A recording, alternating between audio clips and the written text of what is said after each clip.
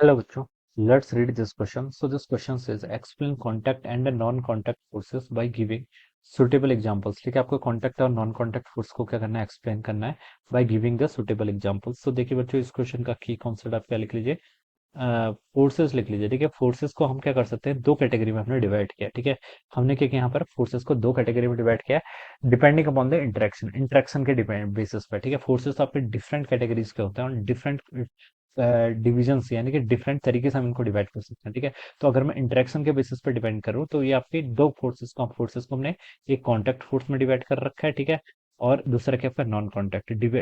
किस पर डिपेंड करता है ये जो आपका डिवीजन है, ये आपका देखिए फिजिकल कांटेक्ट या फिर टच पर डिपेंड करता है. ठीक है, तो देखिए कांटेक्ट फोर्सेस आपके ऐसे फोर्सेस होते हैं जिसके लिए आपका फिजिकल कांटेक्ट क्या होता है, आपका नेसेसरी होता है. क्या होता है आपका, contact forces are those forces, हम बता सकते हैं जहां पर आपको फिजिकल कांटेक्ट की क्या होती है, आपकी रिक्वायरमेंट होती है. ठीक है, तो आप लिख लीजिए बच्चे यहाँ पर, इट रिक्वायर्स, क्या लिख सकते हैं आपका, it requires the physical contact between the interacting bodies. It requires the physical contact. इसे क्या चाहिए होता है आपका, इट रिक्वायर्स है फिजिकल कांटेक्ट. यहाँ पर आपको फिजिकल कांटेक्ट की क्या होती है, आपकी रिक्वायरमेंट होती है. ठीक है, और जब आपके नॉन कांटेक्ट फोर्सेस होते हैं तो यहाँ पर हम लिख सकते हैं कि नो फिजिकल कांटेक्ट नीडेड. ठीक है, नो फिजिकल कांटेक्ट और टच नीडेड. ठीक है, नो फिजिकल कांटेक्ट नीडेड. तो इस टाइप के फोर्सेस क्या हो जाएंगे, आपके नॉन कांटेक्ट फोर्सेस होते हैं.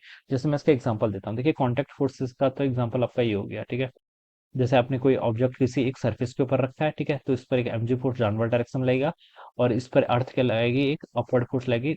यहाँ ये ग्राउंड सॉरी क्या लगेगा आपका, अपवर्ड फोर्स लगेगा, normal force in the upward direction.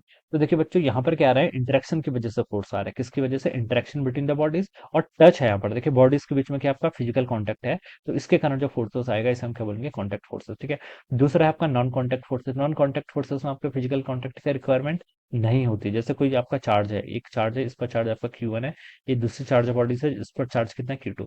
तो हम बता सकते हैं देखिए इन दोनों के बीच का सेपरेशन आर है, तो इनके बीच में क्या लगता है, आपका इलेक्ट्रोस्टैटिक फोर्स लेगा.